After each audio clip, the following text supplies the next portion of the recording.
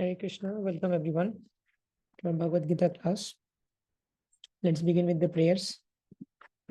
Om Ajnanatimidandhasya Jnananjana Shalakaya Chakshurunmilitam Yena Tasmai Shri Gurave Namaha Shri Chaitanya Manobhishtam Sthapitam Yena Bhutale Swayam Rupa Kadamahyam Dadati Padantikam Vandeham Shri Guru Shri Juta Padakamalam Shri Gurun Vaishnavamscha Shrirupam Shagrajatam Shahagana Raghunathanvitam Tam Sajivam Sadvaitam Sabadhutam Parijana Sahitam Krishna Chaitanya Devam Shri Radha Krishna Padan Shahagana Lalita Shri Vishakhanvitamscha Nama Om Vishnu Padaya Krishna Pristhaya Bhutale Srimate Bhakti Vedanta Swami Niti Namine Namaste Saraswate Deve Gauravani Pracharine निर्विशेष शून्यवादी पाश्चात्य देश तारिणे वंशाकल्पतरुभ्यश्च कृपा सिन्धुभ्य एव च पतितानं पावनेभ्यो वैष्णवेभ्यो नमो नमः। नमो महावदन्याय कृष्ण प्रेम प्रदायते कृष्णाय कृष्ण चैतन्य नाम्ने गौरत्विषे नमः। पंचतत्वात्मकं कृष्णं भक्तरूपस्वरूपकं भक्तावतारं भक्ताख्यं नमामि भक्तशक्तिकं हे कृष्ण करुणा सिंधो दीनबंधो जगत्पते गोपेश गोपिका कांत राधा कांत नमोस्तुते तप्त कांचन गौरांगी राधे वृंदावनेश्वरी वृषभानुसुते देवी प्रणमामि हरिप्रिये नीलाचल निवासाय नित्याय परमात्मने बलभद्र सुभद्राभ्यं जगन्नाथाय ते नमः। जय श्री कृष्ण चैतन्य प्रभु नित्यानंद श्री अद्वैत गदाधर शिवासादि गौर भक्त वृंद हरे Krishna Krishna Krishna Hare Hare Hare Ram Ram Ram Hare Hare. Hare Krishna. So we completed the 13th chapter of Bhagavad Gita last time. So we'll start the 14th chapters today. And some devotees are joining first time for today. So in this English classes of Bhagavad Gita, we have covered till the 13th chapter. All the recordings are available in YouTube. You can see in our channel. All the English and Bengali playlists of different scriptures are there. So you can always listen to the previous classes. And I will also try to summarize a little bit what we have discussed. So in Bhagavad Gita, first 6 chapters we know it prominently discusses about the Karma Yoga and enumerates other different yogic methods like Sankhya Yoga, Sakam Karma Yoga, Niskam Karma Yoga, Karma Sannyas, Jnana Yoga, Ashtanga Yoga. At the end of the 6 chapters, where Krishna described Ashtanga Yoga, so Arjuna declared that this is impossible for me to follow. So Krishna told that no problem, you can follow Bhakti Yoga, and Bhakti Yoga is the topmost yoga system.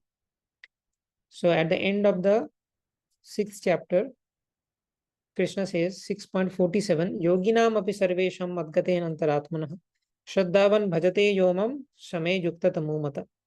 So Bhakti Yogi is most intimately connected with Krishna, and therefore he is the topmost yogi. Now chapters 7 to 12 gives a vivid description about Bhakti Yoga. And this is the yoga ladder. Different kinds of yogas are described in the first 6 chapters. Now Bhakti Yoga is the topmost.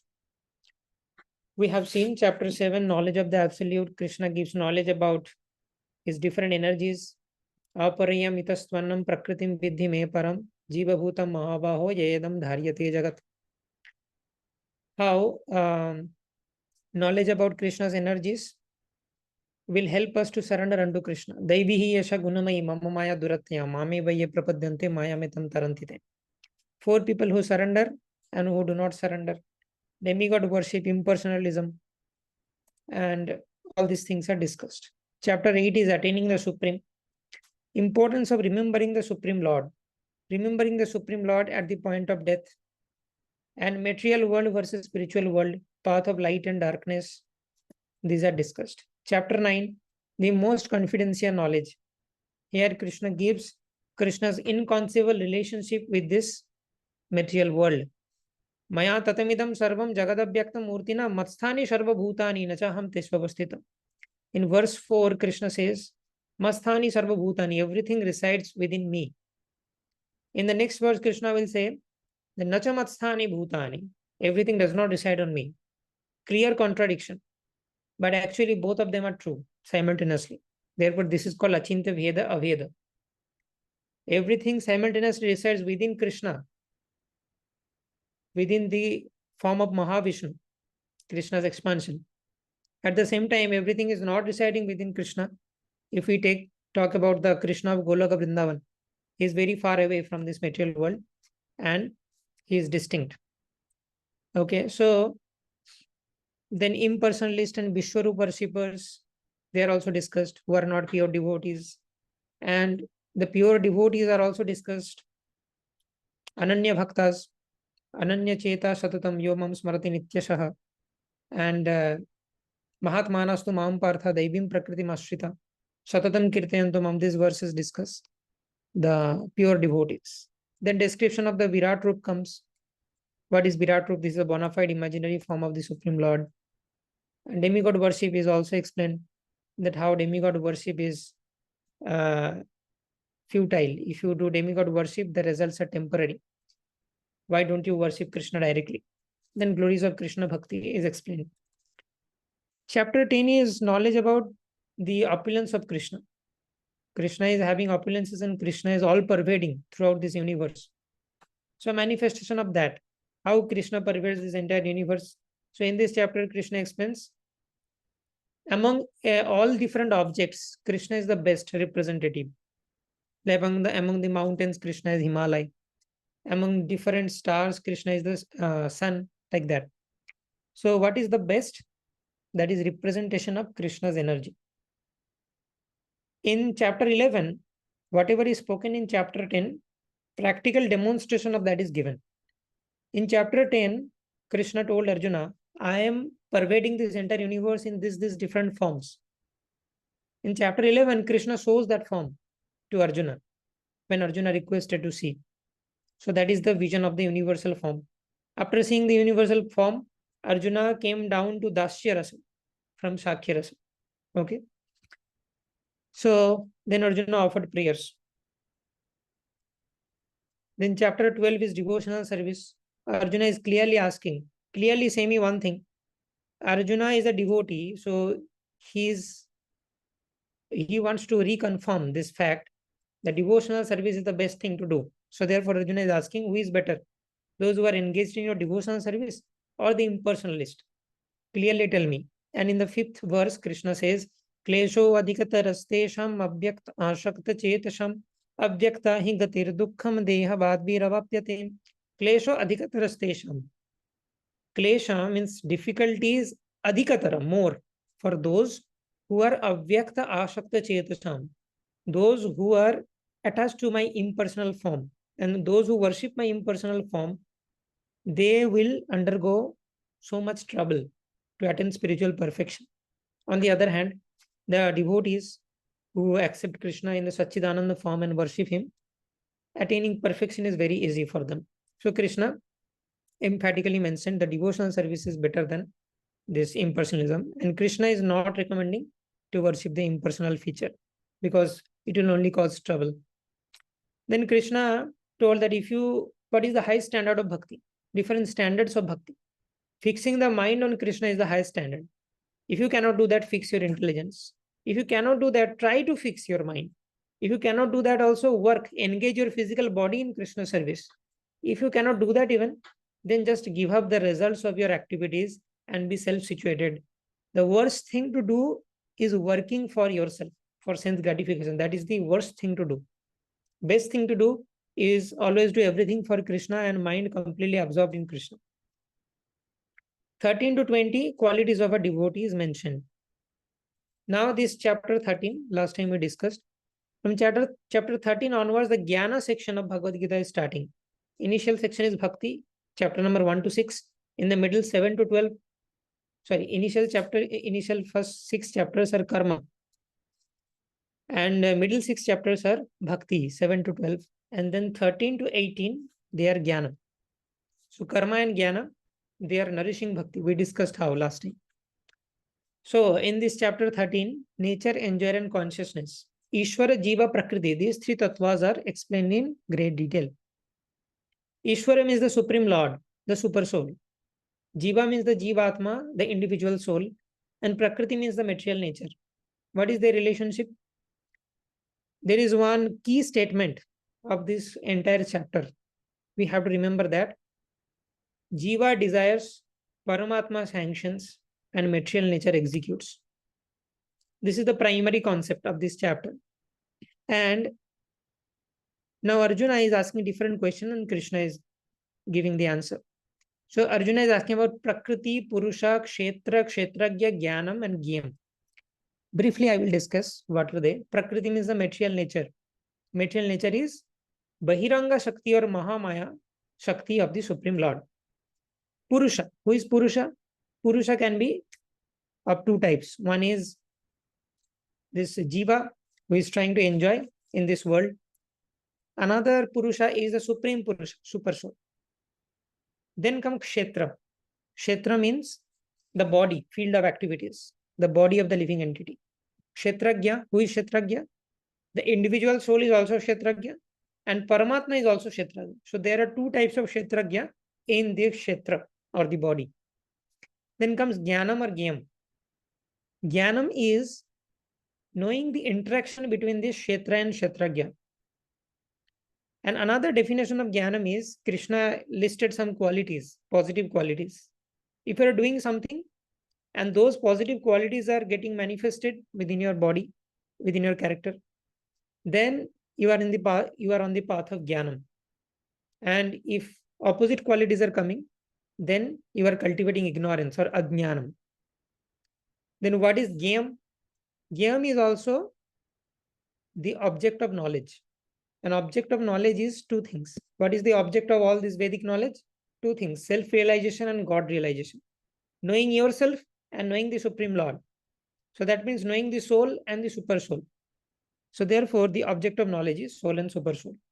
So these are explained in chapter 13. Now we go to chapter 14. Chapter 14 discusses about three modes of material nature, Sattva, Raja, and Tamas. Very important concept. These three modes of material nature is one of the most prominent concepts discussed in Bhagavad Gita. In chapter 14, vividly discussed. Chapter 14 is entitled Three Modes of Material Nature. Chapter 17 also, chapter 18 also, you will see description about these three modes of material nature. So very important concept. So it does not require any prerequisite. Even if you read only this chapter 14, you will understand everything. No prerequisite is required that you have to complete all the different previous lectures. No need. You can do them as your homework. But let's start chapter 14. So Krishna is starting this chapter.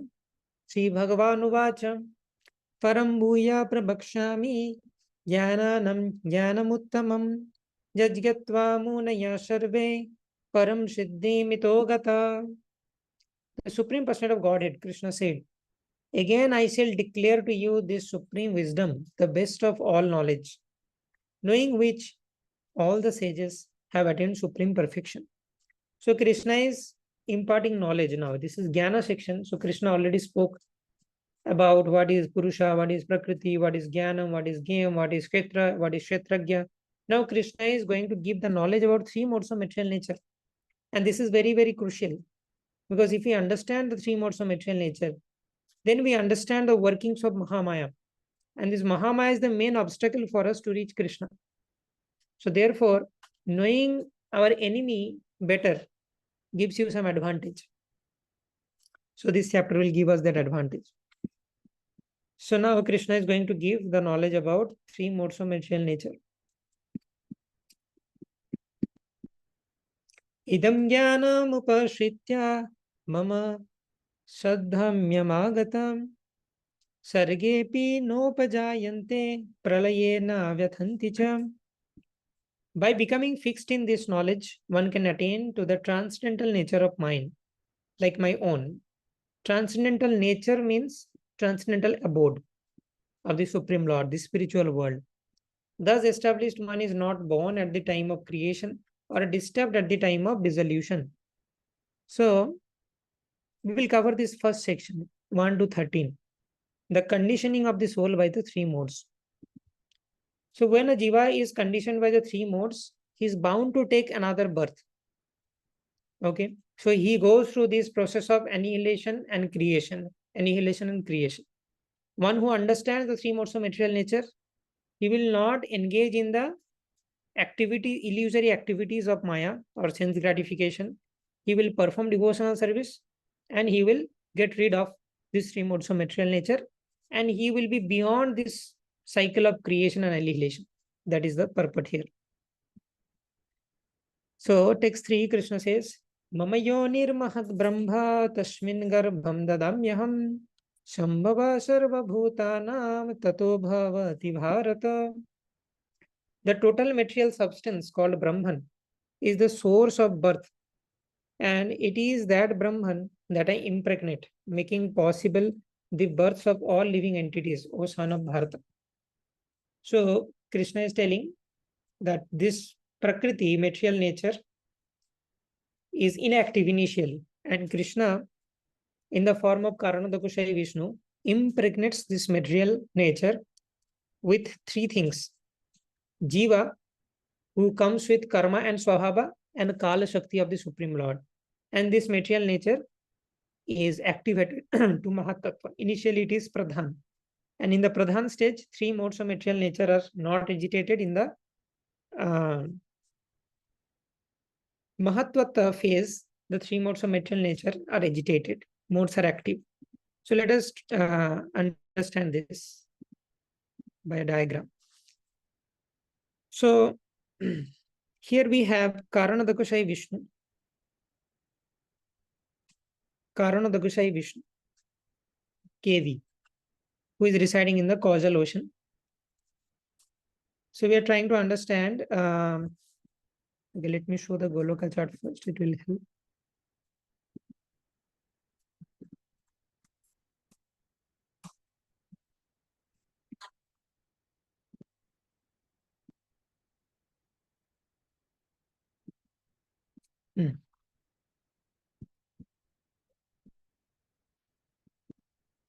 So at the junction of spiritual and material world, this is Goloka Vrindavan. Surrounding that, we have the Vaikunta planets. And the whole spiritual world is illuminated by Brahmajyoti. Then comes material world. There is a boundary between the spiritual world and material world. And in this boundary, there are several things. One is Viraja River, or the Karana ocean, that is separating the spiritual and the material universes. And this is Karanadakushai Vishnu, first of the Purusha avatars. And this Karanadakushai Vishnu is glancing over Maya. You can see Karanadakushai Vishnu will never touch Maya directly, but he is glancing on Maya. And through this glance, he is imparting all those jivas who came from the spiritual world to enjoy in this material world. Okay, so that is the concept we are discussing. And from Karanadakushai Vishnu's body, infinite universes are manifested. And in each of these universes, these jivas will be given some body. So Karanadakushai Vishnu, and this is Maya Shakti, Mahamaya. Mahamaya, Durga Devi, or material nature, whatever we can say. So Karanadakushai Vishnu is throwing a glance on this Mahamaya. Okay.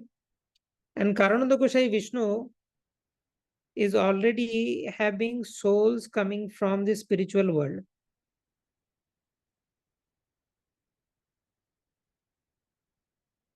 Okay, so from the spiritual world, some souls are coming down to enjoy in this world.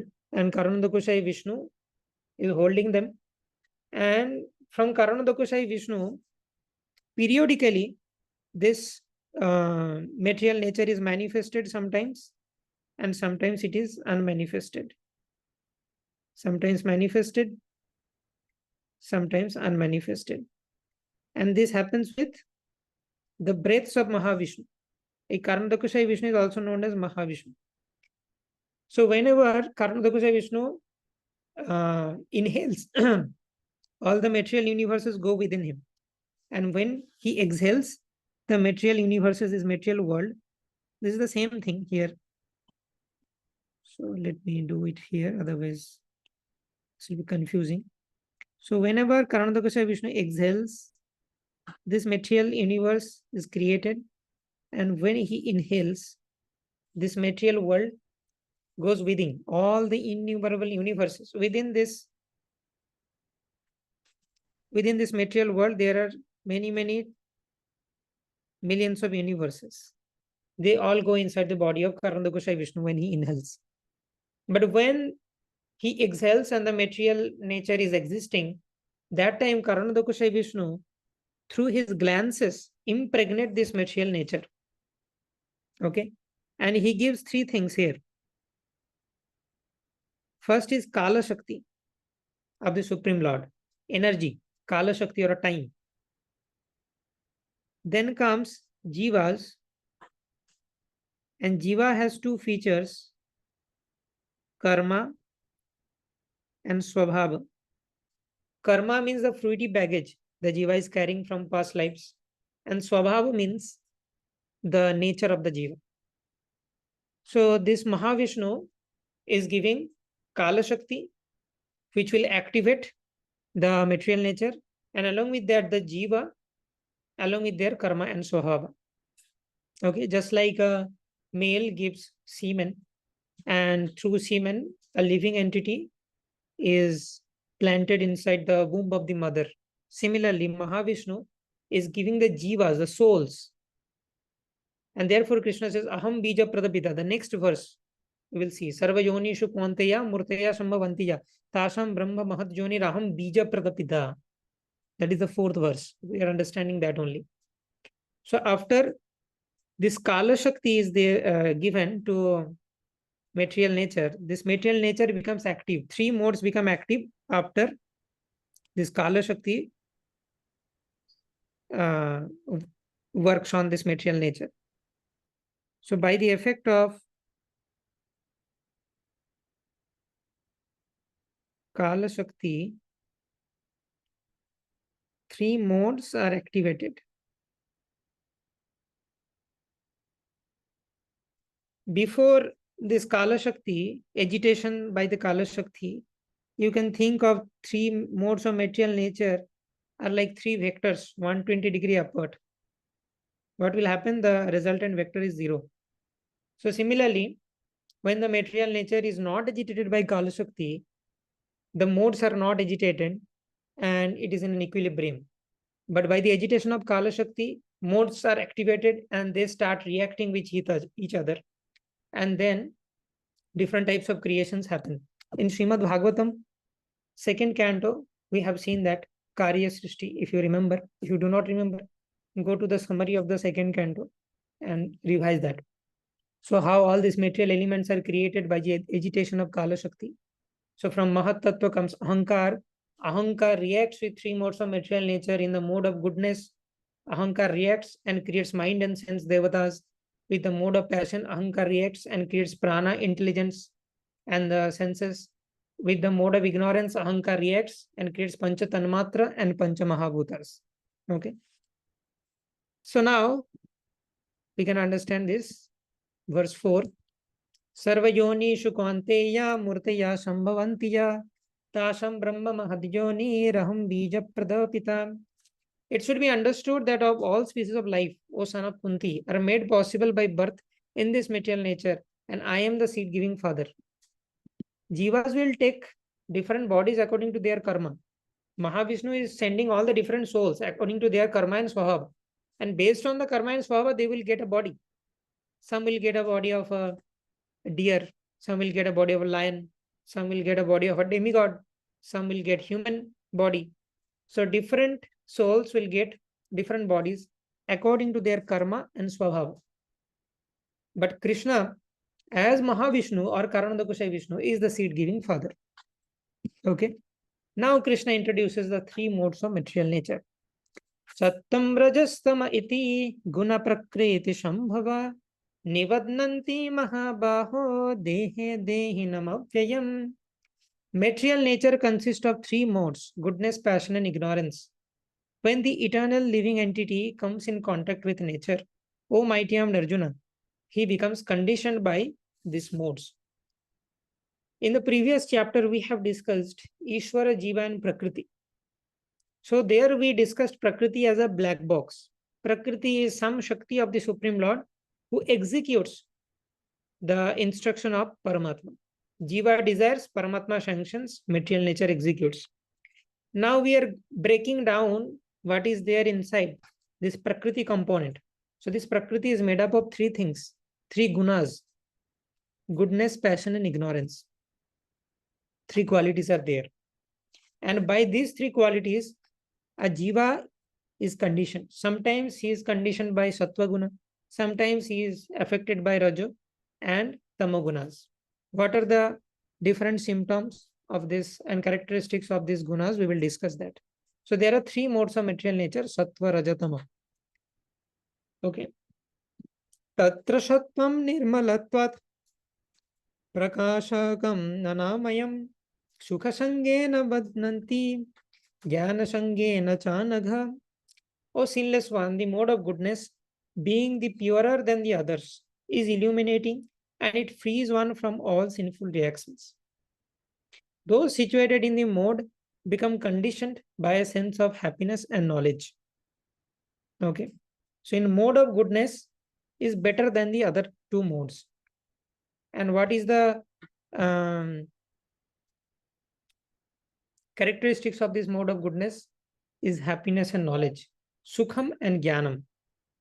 A person who is affected mostly by mode of goodness will be very happy, contented, and will be interested in the cultivation of knowledge. Okay. So, what about Rajaguna? Rajoragatmakam vidhi trishna sanga samudbhavam tannivadnati kvanteya karma sangena dehinam. The mode of passion is born of unlimited desires and longings. Krishna Sangha, O son of Kunti, because of this embodied living entity is bound to material fruitive actions. So a person in predominantly in mode of passion will have so many material desires, will be very active to get happiness in this world and exercise those material desires. And he will try to enjoy more and more in this world. And Maya will render his efforts of enjoying futile. Maya will make sure that all his efforts are destroyed. So ultimately, this person will learn a lesson. But person in mode of passion is very, very active. He actively tries to enjoy the material world. But there is no happiness in this material world. Krishna says this is dukkhalayam asashvatam. But he puts a lot of effort to extract happiness from this world. And ultimately, he will be depressed when all the efforts will be futile. What happens in tamoguna? Tamastvajnanajam viddhi mohanam sarvadehinam pramadalashya nidravesh tannivadnati bharatam. So the characteristics of mode of ignorance is pramad, alasya, and nidra. O son of Bharata, know that the mode of darkness born of ignorance is the delusion of all embodied living entities. The results of the mode are madness, indolence, and sleep, which bind the conditioned soul. Okay. So some important characteristics of the three modes of material nature are discussed. So let's summarize them.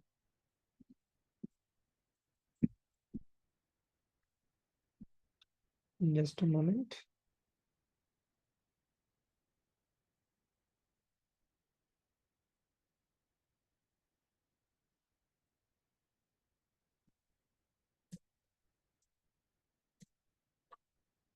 Okay. So text number 6, 7, and 8 discusses about this characteristics of the three modes of material nature. So what are the three modes?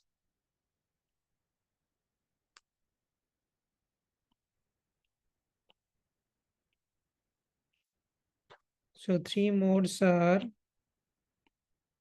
goodness, passion, and ignorance.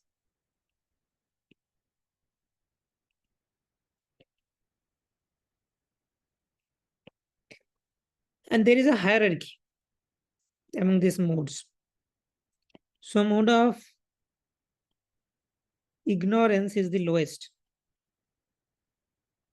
Higher than that is mode of passion. Higher than that is mode of goodness.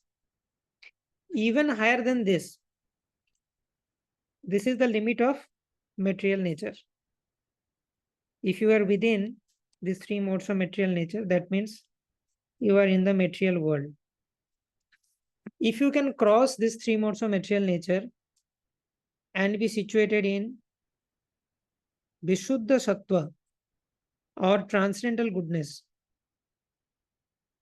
Vishuddha Sattva. So this is called Sattva, this is called Raja, and this is called Tama. Sattva, Raja, Tama. And beyond that is Vishuddha Sattva or pure goodness. This Vishuddha Sattva stage is not a material platform. This is spiritual platform.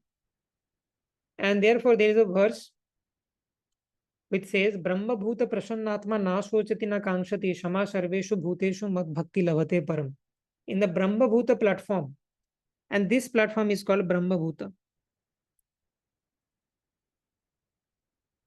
This is also called Vasudeva platform. Not Vasudev, but Vasudev platform. Vishuddha Sattva platform, Brahma Bhuta platform, Vasudeva platform, pure goodness, transcendental platform, they are all same. Beyond the three modes. If one can rise beyond the three modes, even while staying in this material world, he is not staying in the material world, he is in the spiritual world. Okay. And Krishna says, one who reaches this Vishuddha Sattva, actual devotional service starts from that point. Brahmabhuta Prasannatma Nasochiti na Kankshati, Shama Sarveshu Bhuteshu, Mad Bhakti Lavate Param. My actual bhakti starts from that point. Okay. So these are the different levels. And how can we go from here to here? There is a verse in this 14th chapter we will learn, 14.26. Mam choya abhyabhicharena bhakti yogena sevate sagunan samatitaitan brahma bhuyaya kalpate. So mam choyo abhyabhicharena bhakti yogena sevate. One who worships me with unflinching devotional service, abhyabhicharena bhakti yogena sevate, sa gunan samatitaitan. That person overcomes or transcends the three modes and Brahma Bhuyaya Kalpate. He is situated in the Brahma Bhuta platform. Okay. By devotional service, unflinching devotional service, we can rise above the three modes. Now, what are the characteristics we learned about the three modes? So, characteristics of mode of goodness is Sukham and Jnanam, knowledge and happiness. And mode of passion means unlimited desires,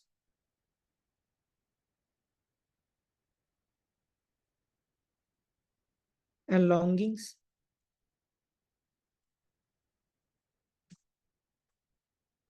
And fruitive actions.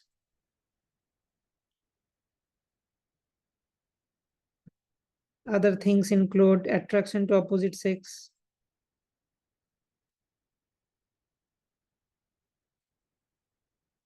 and this person is very, very active to do something, and therefore he will not be able to think properly. A person is in mode of goodness can think properly, thoughtful. This is the quality of the sages, mode of goodness. practicing sages. And if the sage is a perfected sage, he is in the Vishuddha Sattva. Okay. This person is thoughtful. Mode of ignorance. This means be lazy and just do nothing. Sleep and take intoxications and you fall unconscious. So this is called mode of ignorance. Nidra pramad alasya. Too much sleep induces mode of ignorance. Pramad means illusion, madness, and laziness. Anger is also in mode of ignorance. If you are becoming angry too much, that is a sign of mode of ignorance. So these are different characteristics of the three modes. And we also understood the concept of the hierarchy among these three modes and the Vishuddha Sattva. So mode of goodness is better than the others, but still it is also one of the gunas. So if you are in mode of goodness, still you are bound by material nature only. We have to transcend even the mode of goodness and go to the Vishuddha Sattva. But from ignorance to Vishuddha Sattva, there is a huge gap. From goodness, with a little effort, you can come to the Vishuddha Sattva. So therefore, naturally, it is recommended that you try to cultivate the habits which will bring you to mode of goodness, like cleanliness and punctuality, doing devotional service, reading books, not wasting time. So these are some habits which will take you to mode of goodness. And from mode of goodness, you can come to the Vishuddha Sattva by devotional service very quickly. And what is devotional service? Devotional service includes what? Chanting of the holy names, first and foremost. Sadhu Sangha, association of devotees. Namakirtan, chanting of the holy names. Bhagavata Shravan, hearing this Gita Bhagavatam, understanding the philosophy. Mathura Vas, going dhams with devotees. And Sri Vigrahera Shraddhaya Sevan, keeping a deity of the Supreme Lord in picture form or a deity form. If I am qualified, keep a deity. If you are not confident, then just keep a picture and offer vogas, offer aratis. These are the procedure of devotional service. So if you are already in Sattva, by cultivating this devotional service, very quickly you will attain Vishuddha Sattva. Okay, so that's about the three modes of material nature and their qualities. Now Krishna says, Sattvam sukhe sanjayati rajakarmani bharatam jnanamamritya tu tamam pramade sanjayatyutam. What are the prominently, what characteristics is prominent in all these three modes? O son of Bharata, in the mode of goodness, conditions one to happiness, passion conditions one to fruitive action, and ignorance covering one's knowledge binds one to madness. So all these three modes of material nature, they bound us. In Sanskrit, one meaning of the word guna is called quality. These are three different qualities: sattva, raja, and tama. Goodness, passion, and ignorance. Quality. Another meaning of guna is ropes. So these three modes actually bound you. Okay, bind you. So how mode of goodness conditions? By happiness. In mode of goodness, he will get a happiness and knowledge. So it is very difficult to overcome that. Sometimes if someone is in mode of goodness, he is also reluctant to take up devotional service because already he is happy, he is contented, and he is peaceful because of mode of goodness. So such a person will not be able to take up devotional service very easily. He will say, I'm already happy. What is our pitching strategy? We say that you should perform this devotional service. This will make you happy. A person in mode of goodness will say, I'm already happy. I'm experiencing happiness. But he does not know that the happiness coming from mode of goodness is insignificant in comparison to the happiness coming from the Bhakti Rasamrita Sindhu. But it is very difficult to convince that. He will say, I'm already happy. So that is the conditioning. Mode of goodness conditions us to happiness. In mode of passion, I'm so much active, I do not have time to hear about Krishna. If a devotee comes to a passionate person, he will say, I don't have time. See, I have to go to office and then I have another shift of duty. I have to earn a lot of money and then I will buy BMW or something. He's very busy in sense gratification, no time to hear about the message of the personality of Godhead. And in ignorance, covering one's knowledge binds one to madness. I am taking intoxication. I'm just, uh, I'm not in my proper consciousness. What will you speak to such a person? Alcoholic person, always sleeping and always sleepy. His brain is not working. How can he understand the spiritual subject matter? So all these three modes are having their own conditionings. They are all binding. So we have to put some effort, and comparatively, the condition posed by the mode of goodness is lesser in comparison to others. So therefore, we should try to cultivate this mode of goodness, and then must we have to cultivate the devotional service. Even if we are not in mode of goodness, suppose we are in mode of ignorance, do devotional service. Forcefully you do. Gradually you will be uplifted. And one day you will able to reach the Vishuddha Sattva. So devotional service is so powerful that devotional service or Bhakti Yoga does not require any prerequisite. That you have to come to Sattva Guna, then only Bhakti will work. No, nothing like that. Even a person in mode of ignorance, if he starts doing devotional service, he can very quickly come to the Vishuddha Sattva based on the sincerity and intensity of devotional service. Rajastamascha vibhuya sattvam bhavati bharatam rajasattam tamaschaiva tamasatvam rajastatha. Sometimes the mode of goodness become prominent, defeating the modes of passion and ignorance. Sometimes within us, mode of goodness becomes prevalent, and we are very peaceful, thoughtful, um, like a poet, loving nature, listening to soothing music. So then that means mode of goodness is prominent. Sometimes the mode of passion defeats goodness and ignorance, and suddenly we experience a jolt of energy within us, and so much energetic and lusty desires are coming. So these are signs of mode of passion. That means at that point of time, mode of passion is prominent within us. And other times, ignorance defeats. Someday we feel like sleeping the whole day. So that is mode of ignorance. Okay. So it's not like a person in mode of goodness will always stay in mode of goodness. No. He will be sometimes affected by passion, ignorance, sometimes by the mode of goodness. So this is how the material nature plays with us. So there is a very nice picture by BBT. If you search three modes of material nature, you will see this picture.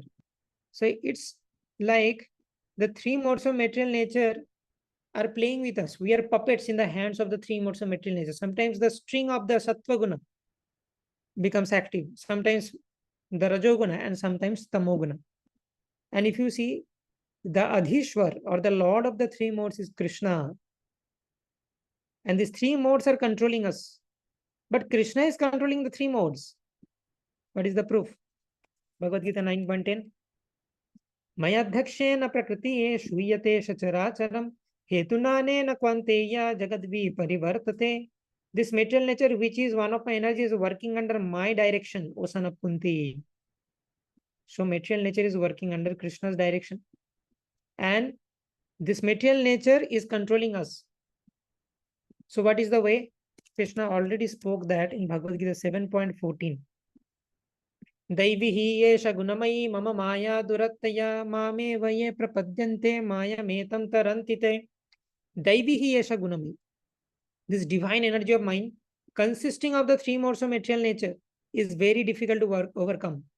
So these modes of material nature are controlling us, and it is very difficult to escape that control. But those who have surrendered unto me can easily cross beyond it.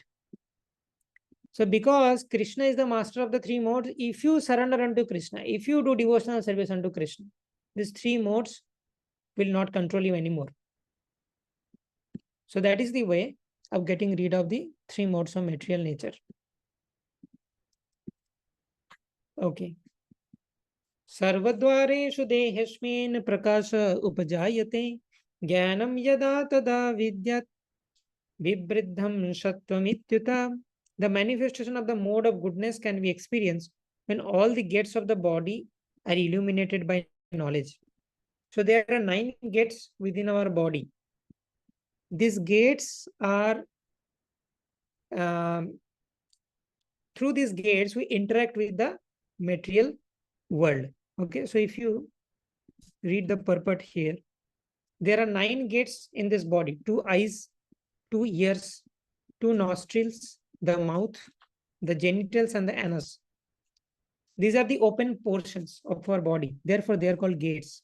And through these gates, we are interacting with this material nature. When these are illuminated by knowledge, that means I will only allow certain things to enter through these gates. Okay.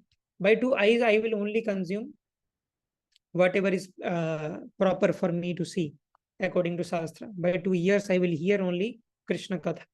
So if you are in mode of goodness, all these gates are illuminated by knowledge, and therefore our interaction with the material world is purified. It should be understood that one has developed the mode of goodness if they are illuminated by knowledge. In the mode of goodness, one can see things in right direction. Another meaning is when the eye is in mode of goodness, through the eye, I will see this material world in a proper way. There are so many perspectives to see this world, but a person in a mode of goodness will see from a certain perspective. So I will hear things from a certain perspective. So that is also another meaning. In the mode of goodness, one can see things in right position. One can hear things in right position, taste things in right position. One becomes cleansed inside and outside. In every gate, there is development of the symptoms of happiness, and that is the position of goodness. Okay, so in mode of goodness, all the gates of the body are illuminated by knowledge. Lobha pravittirarambha karmanam asamaspriha rajashetani jayante bibridhe bharatarshava. What happens in mode of passion? O chief of the Bharatas, when there is an increase in the mode of passion, the symptoms of great attachment, I'm not able to leave this attachment to certain things or certain person. Very difficult to leave this attachment. This is due to Rajoguna. Fruitive activity means I badly want something to achieve, to the point that even if I do not achieve that, I will commit suicide. This is exactly opposite to Niskam Karma. Krishna says, do your work, but you should not get attached to the fruits. Fruitive activity means I am doing work only for getting the results. My focus is only on the result. I am not dutiful. I am result oriented. This is called fruitive activity. Intense endeavor, working 18 hours a day to achieve something. An uncontrollable desire. I'm moved by, tossed by desire here and there, and I'm not able to control my material desires. Hankering, material desires, attachment, fruitive activities, intense endeavor, these are the signs of Rajoguna. So this is a very important concept about the Sattva, Raja, and Tama. Try to imbibe the feelings. These things has to be experienced. You have to experience what it is meant by Sattva. So you have to build a picture in your mind that this is a person in mode of goodness, very peaceful. He likes forest. A person in mode of passion will like disco bar.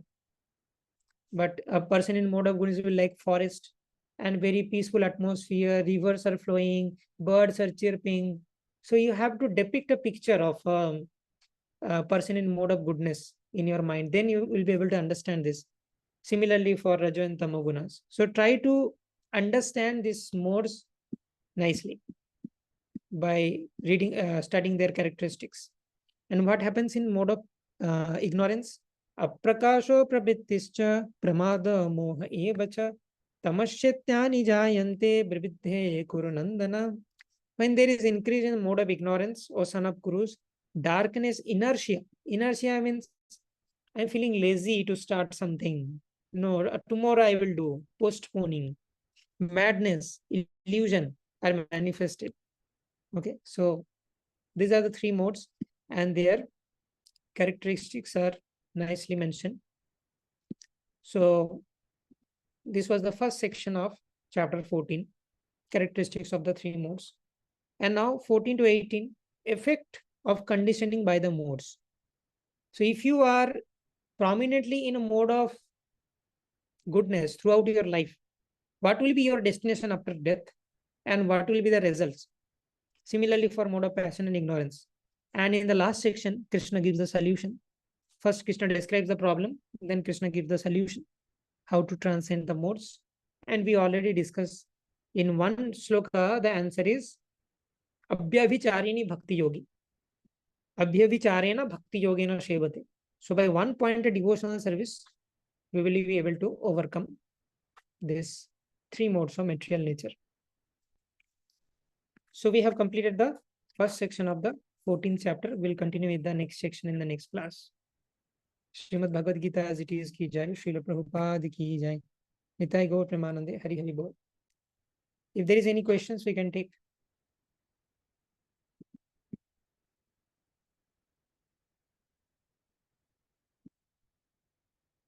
Yeah. This concept of Navadwar, 9 gates, are illustrated in Srimad Bhagavatam in the story of Puranjan. We'll see. No, we have already seen that. The Puranjan's allegorical story, Narad Muni is narrating to Maharaj Prachina Varhi. Okay, so no questions. So we'll see you again next week. Thank you very much. वांछा कल्पतरुभ्यश्च कृपा सिन्धुभ्येव च पतितानां पावनेभ्यो वैष्णवेभ्यो नमो नमः। अनंत कोटि वैष्णव वृंद की जय, श्रील प्रभुपाद की जय।